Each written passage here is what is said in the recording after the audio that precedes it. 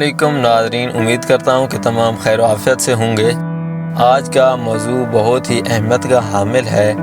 سلطان صلاح الدین ایوبی رحمۃ اللہ علیہ اور رچرڈ شیردل، دو عظیم سپہ سالاروں کی جنگ۔ تاریخ کے دو عظیم جرنیل صلاح الدین ایوبی اور رچرڈ شیردل تاریخ کے وہ دو نام ہیں جو بہادری، جنگی مہارت اور عظیم حکمت عملی کی علامت سمجھے جاتے ہیں۔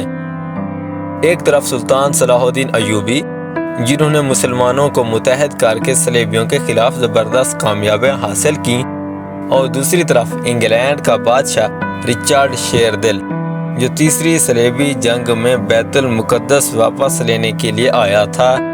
ان دونوں جرنیلوں کے درمیان ہونے والی جنگیں تاریخ میں سنہری حروف سے لکھی گئی ہیں۔ یہ کہانی ان کے درمیان ہونے والی جنگوں، حکمت عملیوں اور ان کے اثرات کی تفصیلی داستان ہے۔ 1099 عیسوی میں پہلی صلیبی جنگ کے نتیجے میں یورپی صلیبیوں نے بیت المقدس پر قبضہ کر لیا تھا اور وہاں ایک صلیبی ریاست قائم کر دی گئی۔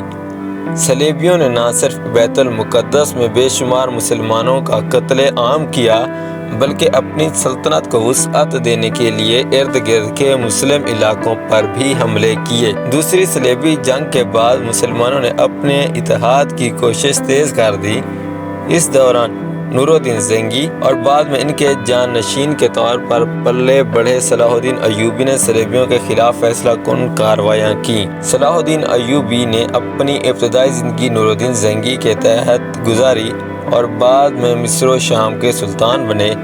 انہوں نے مسلمانوں کو متحد کر کے صلیبیوں کے خلاف جنگ لڑی اور 1187 عیسوی میں جنگ حطین میں فیصلہ کن فتح حاصل کی، جس کے نتیجے میں بیت المقدس دوبارہ مسلمانوں کے قبضے میں آ گیا۔ جب بیت المقدس 1187 عیسوی میں مسلمانوں کے قبضے میں آیا تو یورپ میں شدید غم و غصہ پھیل گیا۔ پوپ گریگری نمبر 8 نے عیسائی حکمرانوں کو مسلمانوں کے خلاف ایک نئی جنگ چھیڑنے کی ترغیب دی، جسے تیسری صلیبی جنگ کہا جاتا ہے۔ رچرڈ اول، جسے رچرڈ شیردل کہا جاتا تھا، انگلینڈ کا بادشاہ تھا اور اپنی بہادری اور جنگی مہارت کی وجہ سے مشہور تھا۔ وہ اپنے والد ہنری دوم کی وفات کے بعد 1199 عیسوی میں انگلینڈ کا بادشاہ بنا اور فوراً صلیبی جنگ میں شامل ہو گیا۔ رچرڈ شیردل فرانس کے بادشاہ فلپ دوم اور مقدس رومی سلطنت کے بادشاہ فریڈرک باربروسا کے ساتھ مشرق وسطیٰ کی طرف روانہ ہوا۔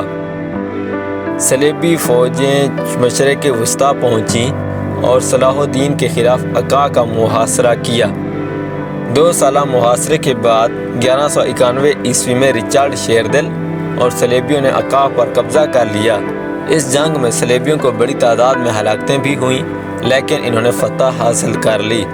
صلاح الدین ایوبی نے قیدیوں کو آزاد کرنے کے لیے مذاکرات کیے، لیکن جب رچرڈ کو تاخیر محسوس ہوئی تو اس نے 2700 مسلمان قیدیوں کو قتل کروا دیا، جس نے مسلمانوں میں شدید غصہ پیدا کر دیا۔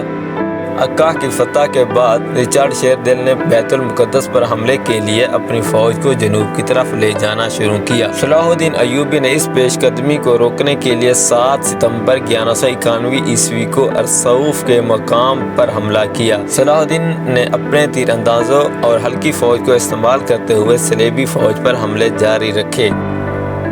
رچرڈ نے اپنی فوج کو مضبوطی سے منظم رکھا اور جب موقع ملا تو ایک زبردست جوابی حملہ کر کے صلاح الدین ایوبی کی فوج کو پسپا کر دیا۔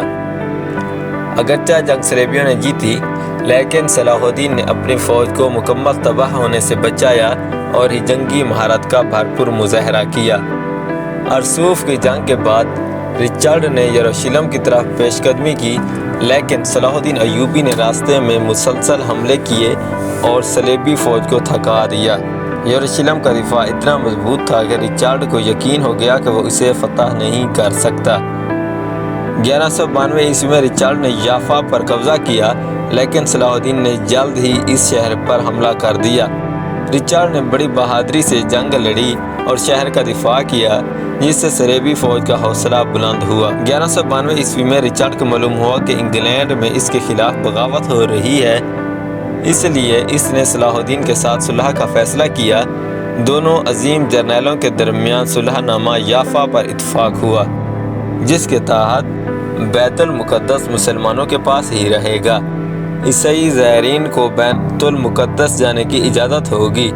صلیبی ریاستیں عقہ اور اس کے گرد و نواح میں برقرار رہیں گی۔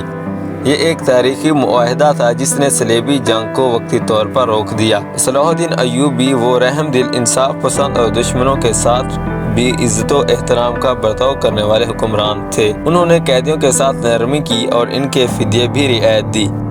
عیسائی مورخین بھی ان کی شجاعت اور رحم دلی کی تعریف کرتے ہیں۔ رچرڈ بہادر جنگی حکمت عملی میں ماہر اور طاقتور سپہ سالار تھے۔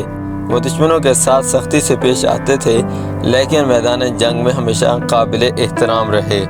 صلاح الدین ایوبی 4 مارچ 1193 عیسوی کو وفات پا گئے۔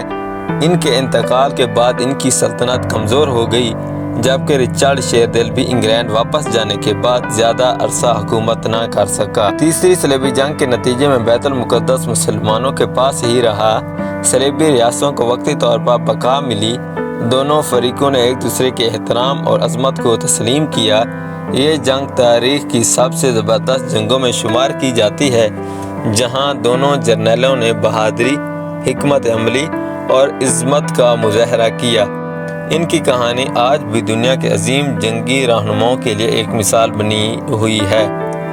تو ناظرین، اگر آج کی ہماری ویڈیو آپ کو پسند آئی ہو تو لائک ضرور کریں، اور اگر آپ مزید ایسی ہسٹری سے متعلقہ ویڈیوز اور سبق آموز کہانیاں دیکھنا چاہتے ہیں تو ہمارے ساتھ جڑے رہیں اور ہمارے چینل کو سبسکرائب کریں، بیل آئیکن کو دبائیں تاکہ ہماری ہر نئی آنے والی ویڈیو آپ تک سب سے پہلے پہنچتی رہے۔ آپ اپنے دوستوں کے ساتھ ضرور شیئر کریں۔ ملتے ہیں اگلی ویڈیو میں، تب تک کے لیے اللہ حافظ، شکریہ۔